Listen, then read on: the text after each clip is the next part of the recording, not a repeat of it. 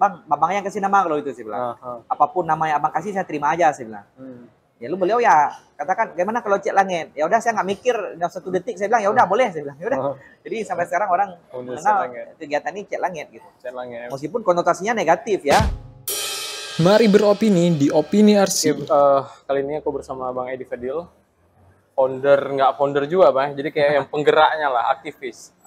Ya lembaganya cair aja dia. Jadi lebih apa kita bilangnya? Penggerak masyarakat. Ya, betul. Boleh. Biasa dipanggil apa Bang? Kawan-kawan apa kayak gitu, aktivis atau apa? Oh enggak, biasa aja panggil Bang Edi itu segala macam. Memang banyak yang yang memberikan nama macam-macam ya. Misalnya apa yang kita lakukan itu dikasih nama komunitas Cek Langit. Komunitas Cek Langit. Ada yang bilang itu. Ya, memang kita dikenal komunitas Cek Langit. Komunitas Cek Langit. Dan itu pun bukan kita kasih nama. Jadi ada teman yang kasih nama, kebetulan waktu itu kita bangun rumah dan belum ada namanya. Lalu mereka tanya mau kasih namanya apa? Kita bilang ya kita belum ada namanya gitu kan. Ya. Jadi itu orang media yang ngomong atau gimana? Awalnya ada seorang wartawan senior. Waktu itu kami sedang bangun rumah ke-28. Ya. Dan dia penasaran gitu. Senior ini penasaran, dia inbox saya dan bertanya, Edi ini kalian bangun rumah, itu apa lembaganya? Saya katakan nggak punya lembaga bang, saya katakan.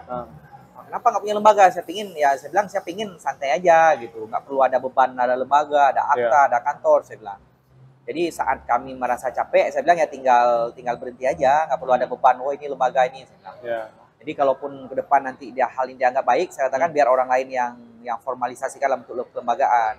Terus beliau bilang, jangan Edi, nggak bagus itu, nggak ada lembaga katanya. Kesannya nanti kalau gagal kalian kesannya kayak nggak tanggung jawab gitu. Nah, misalnya oke lah rumahnya berhasil bangun gitu, tapi kalau nggak berhasil misalnya itu kesannya nggak tanggung jawab kayak lari gitu.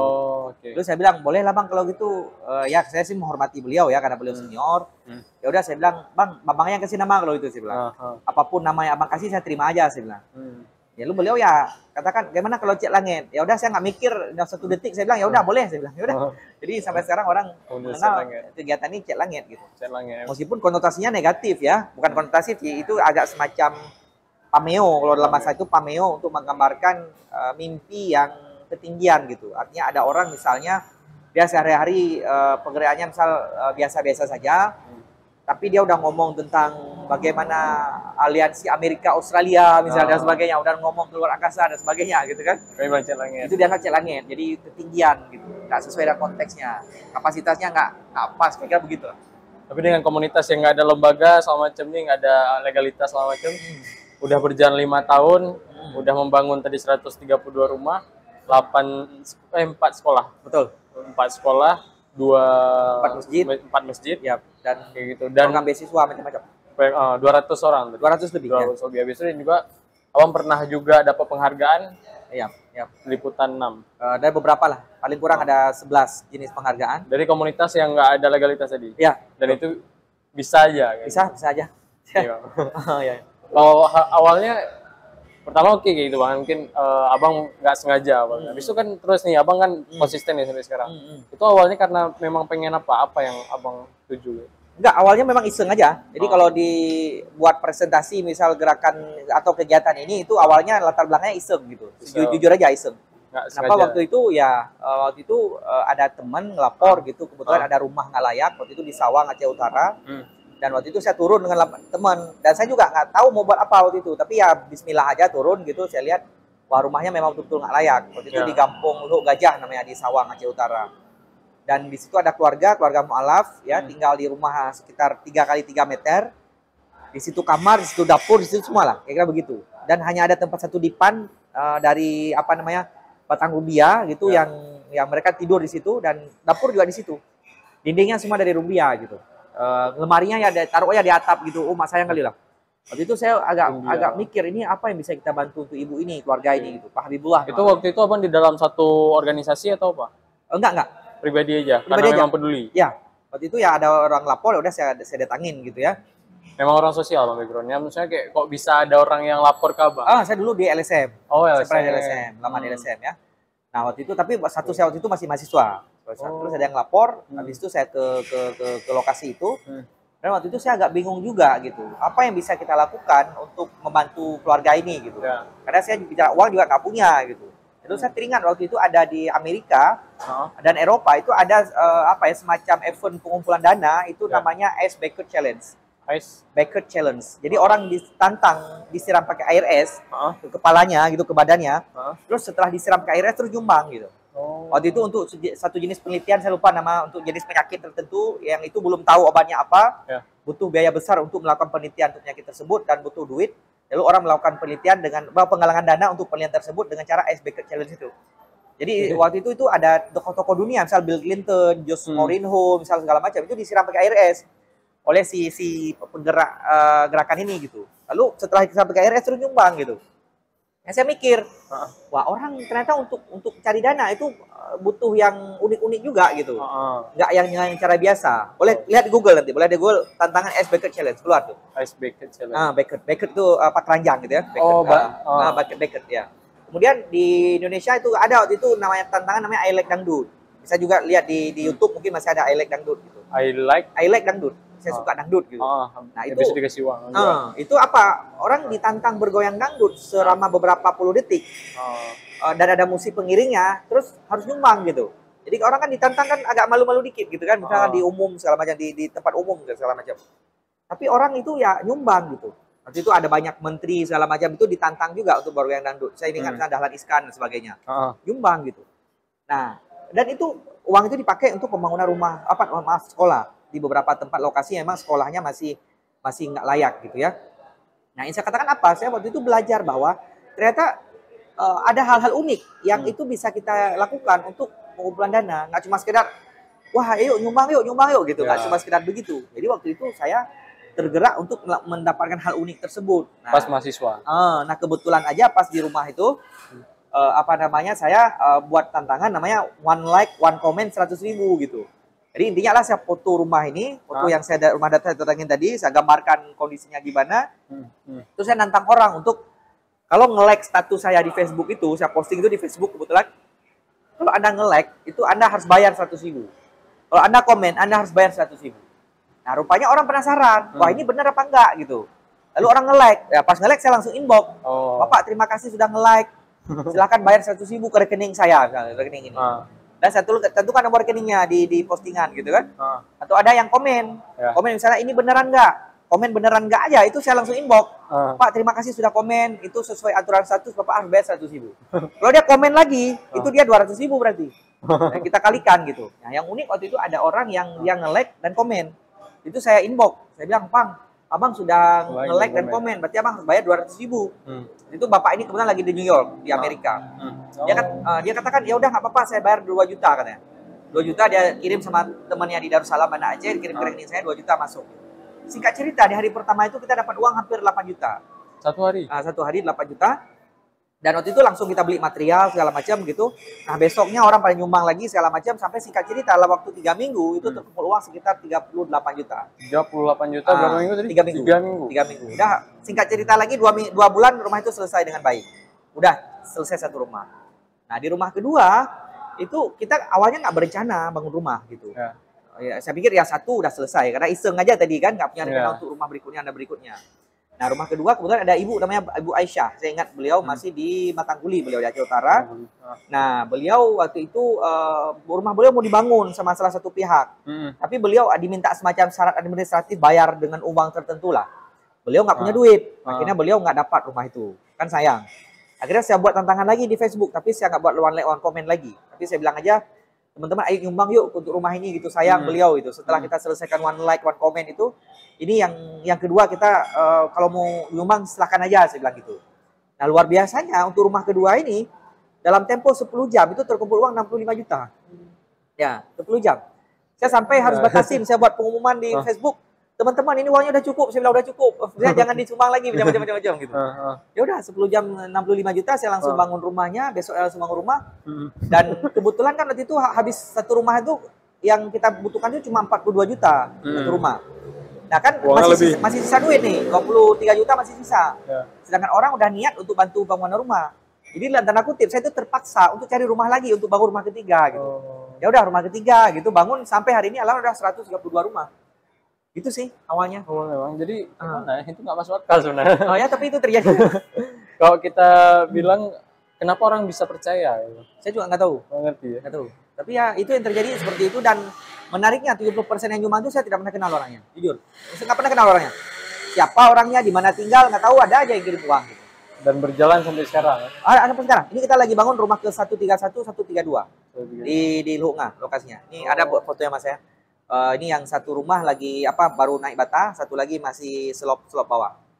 Oke. Jadi kalau abang nengok dari isu perumahan yang orang-orang kita nih bang, masih banyak nggak orang-orang kita yang sangat butuh rumah-rumah nih? Banyak. Atau isu-isu apa yang menurut abang di selain rumah itu apa yang lebih penting? Banyak. Artinya gini ya, bicara sebuah masyarakat tentu ada isu sosial ya, macam-macam isu sosial yang ada kesehatan di situ, ada pendidikan, ada perumahan, ada akses air bersih, ada jalan ke sumber ekonomi, ke ladang, ke sawah dan sebagainya gitu ya. Banyak sekali isunya. Ya. Nah, tinggal ya saya pikir ya kami kebetulan iseng tadi gitu ya, kebetulan aja kemudian mainnya di isu rumah, ya udah jalan terus gitu isu rumah. Dan kebetulan orang masih ada yang nyumbang, ya udah. Dan udah ada track record juga, Bang. Ya, dan tentu kan banyak isu lain yang memang mungkin sudah ditangani oleh banyak pihak ya. Tentu yang terutama sekali pemerintah. Saya pikir pemerintah bagaimanapun ya ada instansi masing-masing yang ngurus ini gitu. Tapi kan tetap saja bahwa pemerintah juga punya keterbatasan ya. Dan ini nggak cuma di Aceh, saya pikir di seluruh dunia, di negara manapun itu pasti punya keterbatasan. Nggak mungkin semuanya akan diselesaikan oleh pemerintah. Pasti punya peran warga lokal atau pihak swasta untuk bareng-bareng lah gitu. Saya melihat itu sebagai bagian dari partisipasi publik untuk sama-sama bersama pemerintah untuk menyelesaikan persoalan-persoalan di masyarakat gitu. Gerakan bottom up, Bang. Ya, gitu aja sih gitu. Kalau abang nengok dari rumah-rumah yang membantu nih kan, orang-orang dari anaknya, ayah, mamanya kayak gitu. Apa cerita-cerita apa yang abang rasain atau kayak perkembangan apa yang mereka dapatkan ketika udah ada rumah nih, mereka bisa apa gitu. Nah, memang kita tidak melakukan monef ya. Monef ya setahun setelah itu gimana-gimana gitu. Tapi yang paling saya sangat nikmatin gitu bahwa persoalan isu rumah ini awalnya saya menganggap hanya rumah gitu. Persoalan rumah ya hanya rumah. Oh, mereka dulu nggak ada rumah. Nggak ada rumah jadi ada rumah.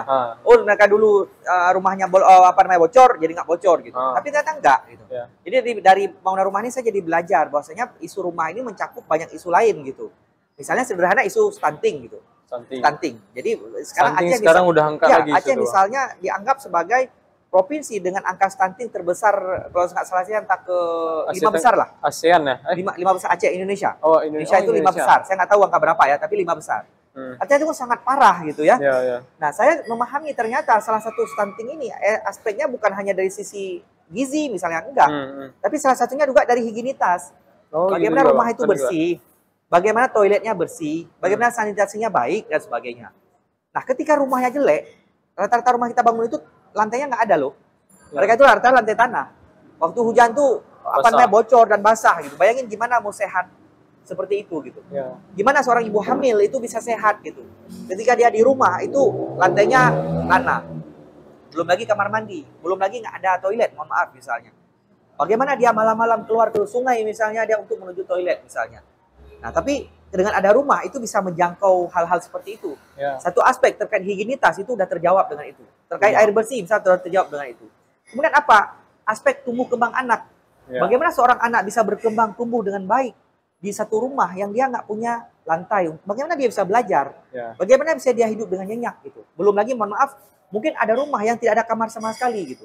Di situ ada ayah, mamanya di situ di satu ruangan. Bagaimana anak-anak yang sudah dewasa gitu? Ketika orang tuanya misalnya malam dan sebagainya itu kan nggak sehat sama sekali.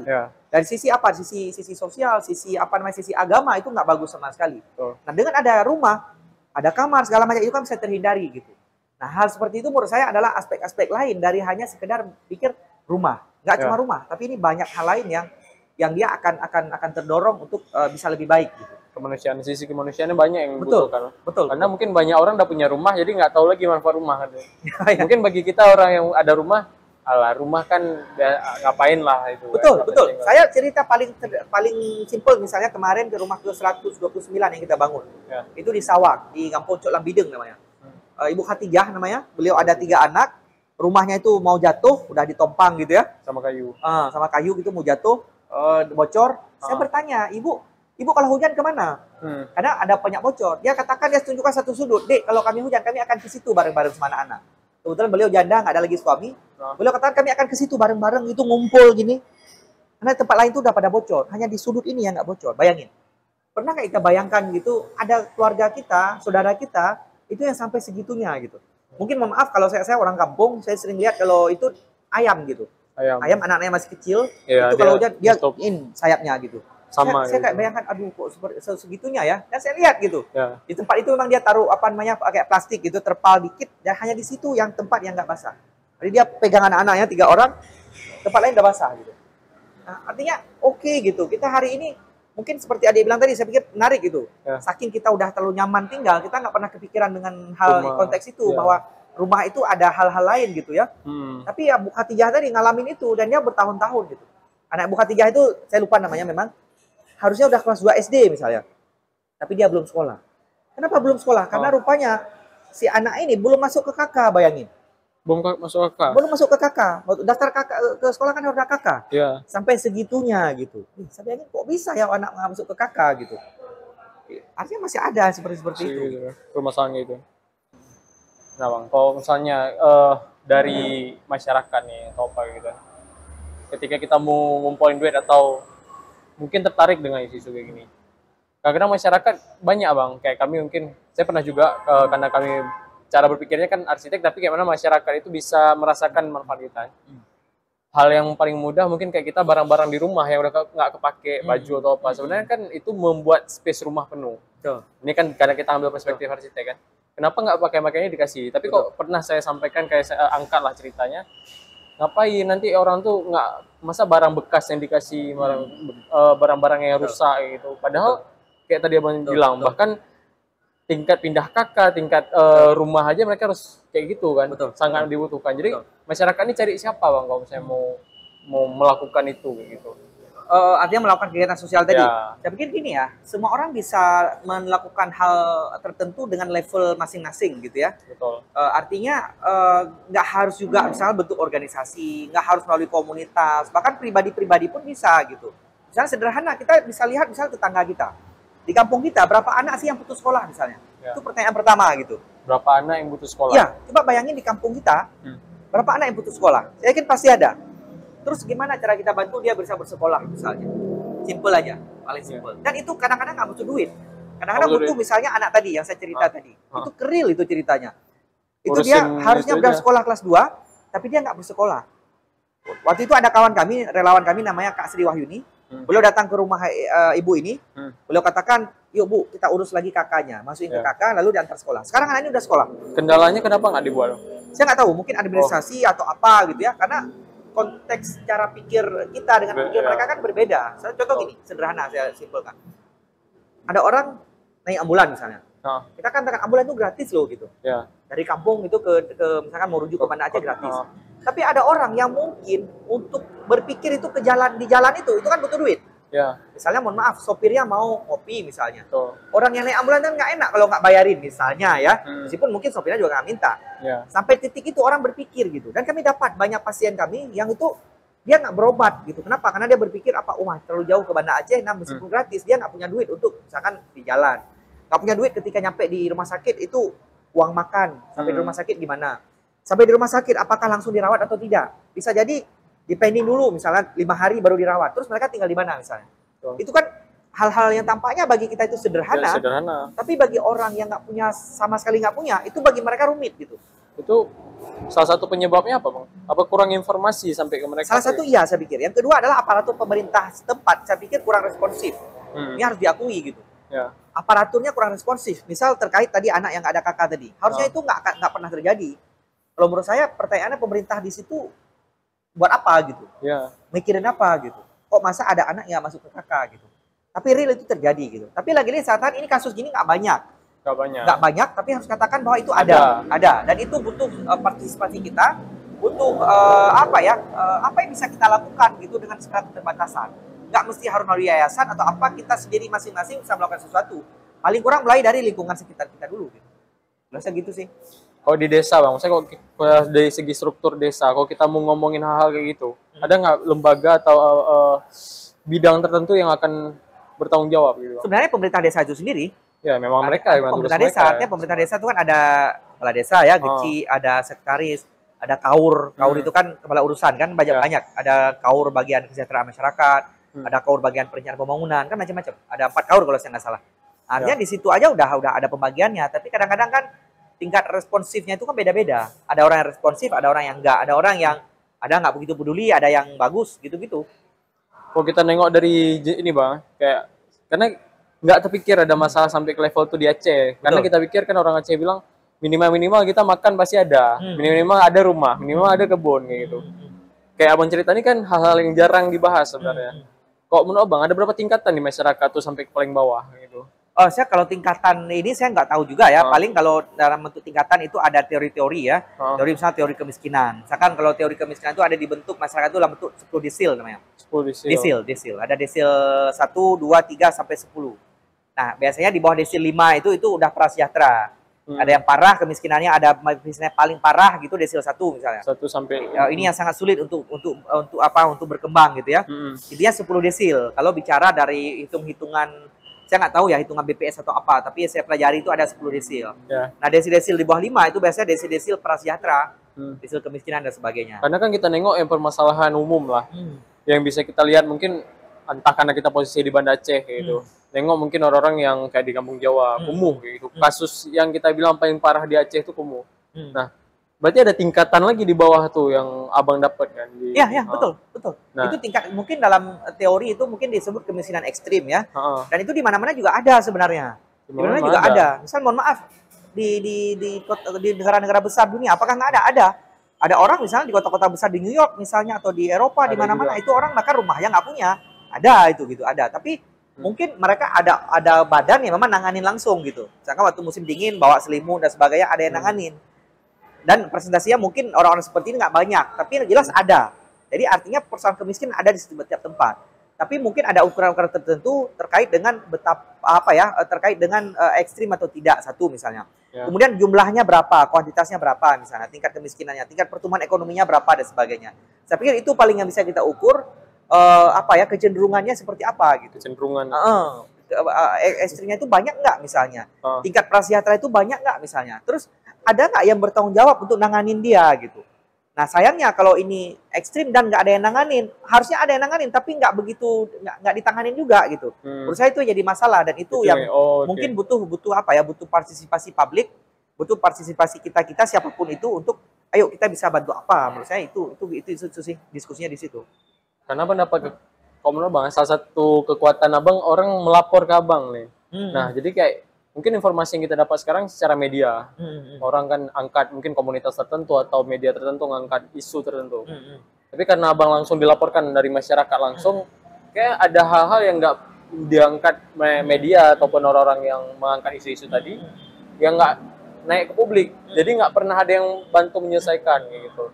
Itu kok menurut abang penyebabnya apakah memang memang merekanya memang sangat menghindari kita atau apa tuh Bang? Menurut saya ada beberapa hal ya. Paling kurang misalnya polanya pelayanan publik kita. Polanya kita apakah pola nunggu bola atau jemput bola gitu. Itu satu menurut saya. Pola publik. Ini bisa jadi salah ya.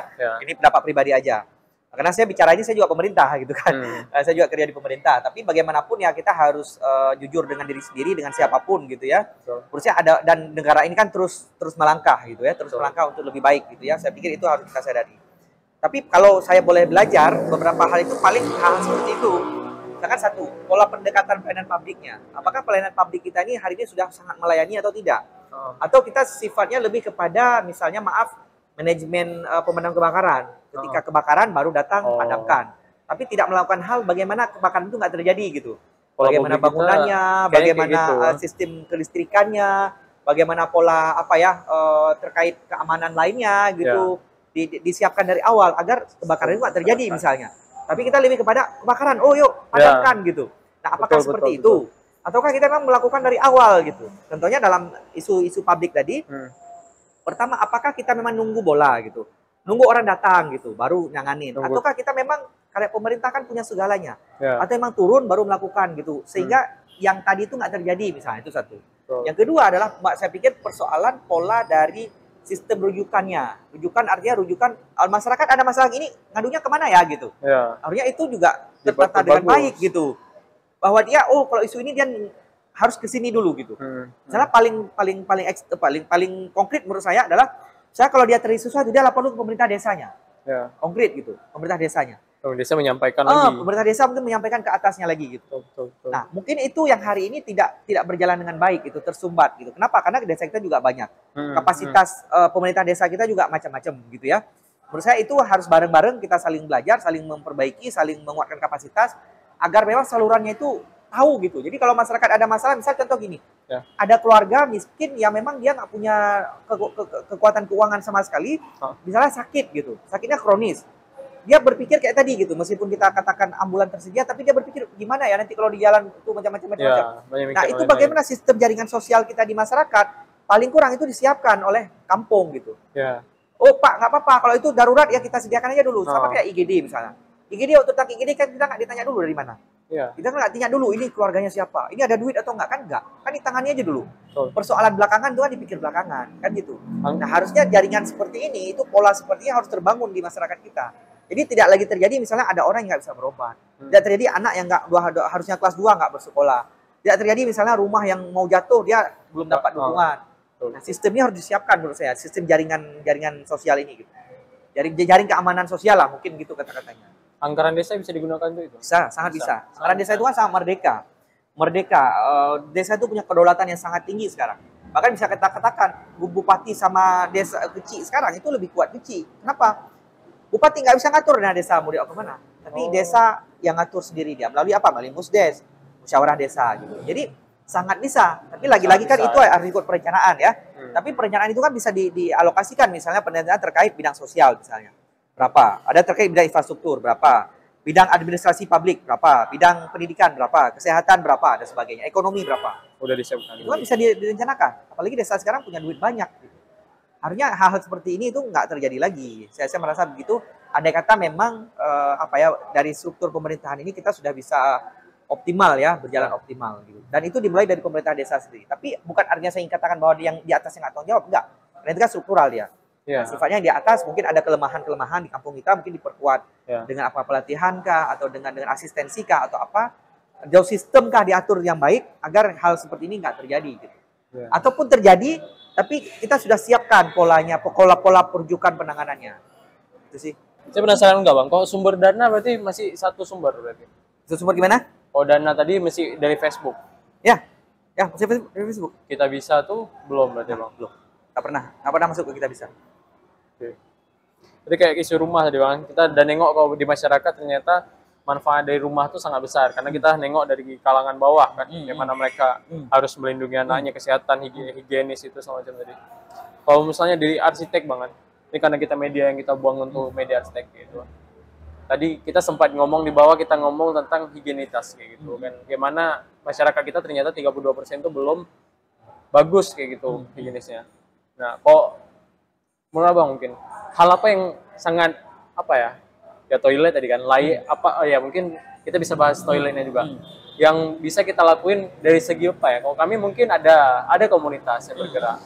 Tapi terkadang anak-anak arsitek-arsitek ini kan belum bisa berpikir ke sana gitu Bang. Mungkin saran Abang gitu. Kenapa kami ini mungkin nggak melihat ke arah sana, mungkin atau ada saran-saran bagaimana cara menyelesaikan itu gitu. Saya pikir pasti ada ya. Pasti ada yang dalam konteks berbeda mungkin ya. Mungkin cara pemahamannya berbeda, cara pandangnya berbeda dan sebagainya. Saya yakin ada. Tapi tentu ini perlu sosialisasi ya, perlu dipublish banyak agar jadi inspirasi bagi banyak orang. Seperti itu tantangannya. Satu, yang kedua, saya mendorong untuk kita melakukan hal yang sifatnya konkret gitu. Selain tentu kita punya profesi masing-masing ya.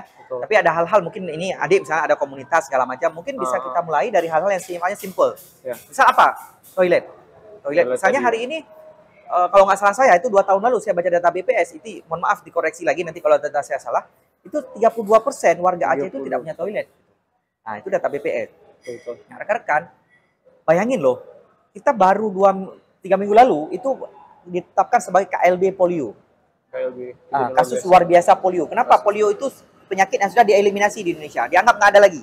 Tapi tiba-tiba ditemukan di mana? Di Pidi.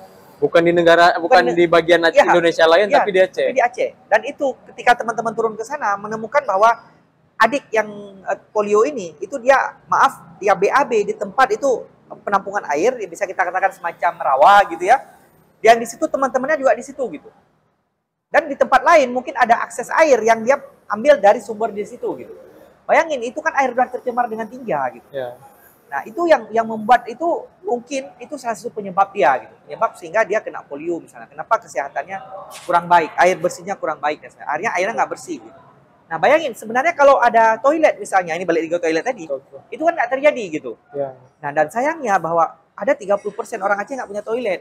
Nah, saya pikir kalau kita bisa mulai dari hal simple aja, misalnya kita, dan maaf, sebelum itu, kenapa toilet, misalnya orang sulit bangun toilet? Pertama saya pikir adalah persoalan pemahaman dulu. Sebelum bicara fisiknya toilet. Nggak semua orang ada toilet itu nyaman pakai toilet. Itu iya. Benar. Saya pernah pengalaman di satu komplek perumahan setelah tsunami, itu ada komplek perumahan di mana masyarakatnya terbiasa, BAB-nya itu di sungai dan di rawa-rawa atau di hutan bakau. Kebiasaan. Karena memang udah budaya mereka. Udah biaya di situ. Dan ketika rumah yang dibantu oleh salah satu lembaga ini, ada puluhan rumah di kampung itu dibantu, ini saya real, saya tahu, pernah saya pernah tinggal di kampung itu, masyarakatnya nggak mau pakai toilet. Malah ditutup. Kamar toilet itu ditutup, dirusak, jadi diperluas kamar lain gitu, jadi bagian toilet itu jadi bagian kamar gitu. Kenapa? Karena dia merasa kalau toilet itu kayak, dia itu merasa agak, jijik gitu kalau misalkan ada toilet di dalam rumah misalnya. Dia merasa itu feel dia tuh lebih segar, lebih puas gitu, bukan segar ya, puas. Ketika dia tuh BAB itu di alam, langsung selesai, jalan gitu, selesai. Nggak ada bekas yang tersiram sampai sedetil itu, ada. Artinya apa? Tapi lagi-lagi saya katakan itu nggak dominan gitu ya. Mungkin ada saudara-saudara kita yang memang hidupnya itu budaya hidupnya sungai itu begitu melekat dalam kehidupan mereka, dan sungainya juga sangat bersih misalnya, yang mereka itu lebih nyaman di sungai. Ada keluar dari rumah, ada batu gitu, cepat gitu, langsung bersih tanpa harus nyiram dan sebagainya gitu. Nah, saya pikir itu ada itu. Tapi persentasenya saya yakin itu nggak besar, itu di bawah 10%. Kalau feeling saya mengatakan ya, di bawah 10%. Nah, tapi lainnya ini kan memang nggak punya toilet berarti, padahal mereka mau gitu. Nah, ini yang mungkin jadi sasaran kita gitu. Orang-orang pertama sebenarnya tahap pemahaman bagaimana orang memang mau pakai toilet. Yang kedua adalah tahap bagaimana orang memang mau pakai toilet tapi nggak punya duit untuk bangun toilet gitu. Menurut saya itu penting, dan mungkin bisa kita mulai dari situ. Misalnya, ayo kita bareng-bareng coba desain toilet yang murah. Desain toilet murah di bawah 2 juta misalnya, yang publik bisa buat sendiri gitu. Kita ciptakan aja bahannya, misalnya kita ciptakan. Konsep gambarnya gimana misalnya, yang memenuhi unsur-unsur materialnya bersih gitu. Aman, nyaman, sirkulasi udaranya baik, dan sebagainya. Airnya tersalur dengan baik, dan ada penampungan dan sebagainya. Bahannya kita rekayasa, misal bahan apa yang murah hari ini, yang mungkin selama ini dianggap sampah misalnya ya. Ini imajinasi saya aja. Artinya untuk dapat kesan murahnya gitu, dapat program murahnya itu dapat. Tiangnya kira-kira dari apa kita buat yang itu murah. Sehingga dalam pikiran saya itu kita bisa buat toilet mungkin di bawah 2 juta. Di bawah 2 juta. Atau maksimal 2,5 juta lah. Maksimal 2,5 juta. Untuk bisa kita sebut toilet murah. Sehingga apa? Masyarakat kalau di bawah 2,5 juta dia bisa nabung. Nabung 100.000 sebulan, nabung 50.000 sebulan. Setahun kan dia dapat juga setengah toilet. 2 tahun dia bisa bangun toilet. Atau kita bisa buat arisan toilet misalnya. Kenapa tidak? Arisan toilet, kenapa tidak? Satu dusun misalnya ada 5 rumah belum ada toilet. Yuk kita arisan yuk. Nanti hasil arisannya kita buat toilet gitu. Bisa aja menurut saya, karena jumlahnya nggak besar. Tapi kalau misalnya bangun toilet 10 juta, saya pikir mereka sampai kapan-kapan nggak akan bangun toilet. Nah, saya dalam konteks ini, karena saya ngomong dengan teman-teman arsitek, ayo saya ngajak, coba kita mungkin desain satu rancang bangun toilet itu yang murah tapi tetap fungsional gitu. Dan itu kita bisa aplikasikan kemana-mana, aplikasikan ke kampung-kampung kita. Malah mungkin itu bisa jadi programnya kampung. Bisa jadi program kampung. Kampung nanti alokasikan dana dari dana kampungnya. Misalnya, wah tahun ini kita alokasi misalkan 50 juta untuk bangun misalnya 25 toilet. Mungkin, sangat mungkin. Saya dengar cerita Abang nih Bang, karena kan arsitek ini sering mereka membuat sayembara. Betul. Sayembara mungkin kayak isu-isu masyarakat di daerah mana kayak gitu kan. Mungkin ini bisa kita coba sampaikan kayak gitu. Kayak mana caranya masyarakat atau arsitek kebanyakan bisa berpikir kayak mana konsep kamar mandi yang bagus dengan kultur kita di Aceh, kayak mana bahan material di Aceh yang mana. Dan mungkin itu bisa berkoordinasi sama pemerintah atau apa gitu kan? Sangat mungkin, sangat mungkin. Jadi kita nanti tinggal kasih hadiah mereka berapa, konsepnya kita ambil. Ya, contoh gini deh, hari ini Satu desa di Aceh hari ini rata-rata punya dana desa itu hampir 800 juta. 800 juta. Itu besar duitnya. Besar Duitnya. Dan rata-rata itu ada desa yang penggunaannya itu masih kurang tepat misalnya. Ya. Ada yang studi banding itu boleh ya, tapi mungkin ada studi banding yang mungkin nggak sepenuhnya tepat. Ya. Harusnya lebih tepat misalnya. Ya, betul. Nah, kalau ada program yang bagus, mereka pasti nyambut ini. Kadang-kadang mungkin programnya, inspirasi programnya juga terbatas di kampung-kampung kita. Nggak semua ya. Tapi kampung kita hari ini punya 6.500 gitu. 6.500. 6.500 kampung di Aceh. Tentu ada satu dua yang mungkin belum tentu terarah gitu. Betul, Nah, betul. kalau ada arahan yang baik, misalnya di situ nggak ada toilet, kita punya produknya. Ayo Pak, dan kita juga nggak cari keuntungan di sini. Kita skemanya ya, skema sosial, kita ciptakan rancang bangunnya. Saya membayangkan gini aja, kita beli misalnya di toko-toko perabot gitu, perabot dengan dalam pack gitu. Ya. Dia udah terpisah di situ. Ini ada tiangnya, ini ada papannya segala macam. Nanti ada panduannya. Ini dipasang di sini, ini pakai ini pakai bongkar pasang. Kenapa tidak? Kita coba ciptakan toilet model itu. Kita bisa jualan satu pack kecil misalnya toiletnya harganya 2,5 juta. Kemana? Tinggal kirim via mobil L300 misalnya, via mobil bus misalnya. Oh, Tamiang ada. Mereka mau lihat tutorialnya ada di YouTube kita misalnya. YouTube misalnya ini toilet apa misalnya nama kita, toilet apa? Kakuh misalnya namanya. Bahasa Aceh kan kakus ya. Kakus. Toilet kakuh gitu ya. Toilet murah misalnya brand kita. Udah kita pack segala macam, kita buat dulu misal 10 untuk uji coba segala macam. Tinggal dipasang. Setelah itu berhasil, orang pesan kita buat, orang pesan kita buat. Tinggal kirim. Tutorialnya ada, slayernya ada gitu ya, flyernya ada, tinggal mereka lihat, mereka pasang sendiri. Itu saya pikir keren. Dan itu pemerintah Gampong sangat mungkin untuk membuat itu. Kita bisa sinergi misalnya dinas kesehatan, kita sosialisasi. Dinas pemerintahan desa, pemberdayaan kampung, itu bisa jalan. Tapi saya dorong itu bisa buat yang murah, inovatif. Murah. Jangan misalkan, wah satu toilet 15 juta, tanpa kita pun mereka bisa buat. Ya. Mereka bisa buat kok. Ya, betul, tinggal panggil tukang bisa. Tapi warga miskin ini tidak akan pernah punya toilet. Ya. Kenapa? Nggak mungkin mereka keluarin duit 15 juta untuk toilet. Ya udah mereka tinggal mikirnya ini hutan mana nanti malam saya akan akan BAB gitu. Atau kebun siapa nanti malam target saya misalnya. Itu kan udah biasa di kampung-kampung gitu. Nah, saya pikir itu jadi tantangan arsitek, salah satunya arsitek, simple, ayo kita rancang toilet yang murah. Keren tuh. Siap.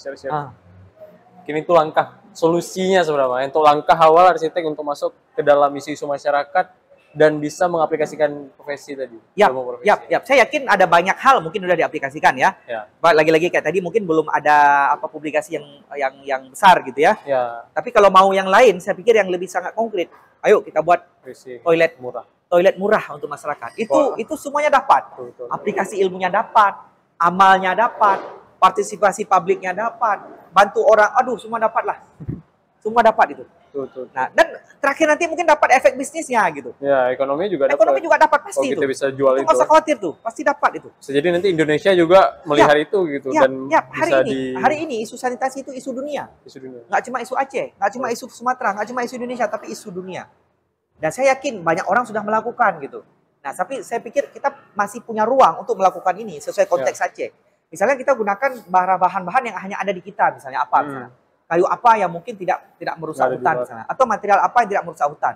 Contoh sederhana gini, di Kampung Juli Tiko di Lampau, di Biren, itu mereka buat bata ringan, bata hebel.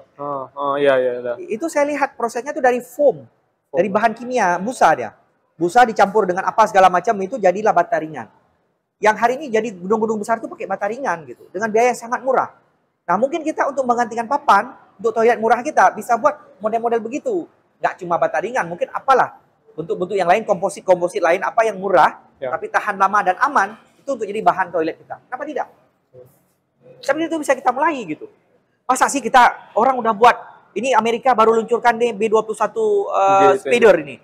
B21 speeder, pesawat pengebom terbaru, harganya 1 unit 10 triliun gitu. Masa sih kita toilet yang nggak bisa buat yang murah? Bisa pasti. Nggak mungkin nggak bisa. Dengan zaman yang udah kayak gini canggih, informasi dimanapun. Ya.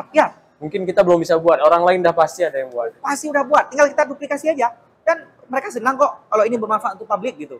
Ada seorang tentara di Tamiang, Koptu Ismail namanya, itu beliau tuh dapat puluhan toilet untuk masyarakatnya. 1 unit cuma 2 juta.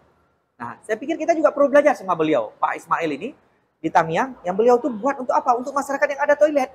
Kenapa? Dasarnya seperti yang kita diskusi tadi gitu. Beliau merasa ikut peduli gitu ketika masyarakat ini toiletnya nggak ada. Lalu beliau dengan apa partisipasi publik, beliau buat toilet untuk masyarakat. Saya harap ini diskusi hari ini kita akan melahirkan sesuatu gitu. Kita bisa diskusi lebih kecil, kita bisa mungkin coba mulai dari rancang bangunnya, coba pemilahan bahannya, coba desainnya segala macam, kita duduk tim kecil sehingga ini lahir sesuatu nih. Saya sangat berharap ini kita bisa bareng-bareng. Saya yakin akan banyak sekali orang yang mau bantu ini. Sekarang orang nggak mau bantu kenapa? Belum ada produknya. Orang belum lihat gitu. Orang lihat, oh ya toilet yang dibangun di Menasah itu berapa habis duit Pak? 20 juta. Oh siapapun juga bisa. Tapi ayo kita ciptakan produk yang inovatif tadi gitu. Bisa bongkar pasang. Orang bisa lihat di YouTube cara pemasangannya. Kita buat tagline-nya yang memang ini bahwa ini bukan hanya bisnis, tapi ini bicara sebuah proyek sosial agar masyarakat itu punya toilet. Saya pikir itu sangat-sangat mungkin. Bang. Itulah langkah konkretnya yang tadi kita ini mungkin insya Allah kan kita pikir terus nanti gimana apa-apanya nanti langkah-langkahnya nanti kalau emang ada follow up nanti kita sampaikan Bang. Siap, dengan senang hati. Oke, siap Bang. Mungkin itulah diskusi kita hari ini Bang. Ini udah hampir 30 menit lebih, 40 menitan udah. Jadi nanti videonya kita posting ke YouTube. Baik. Diminta-minta kan di situ juga akan ada bangun kesadaran masyarakat dan arsitek gitu bahwa bisa banyak kolaborasi yang kita lakuin gitu dengan banyak pihak.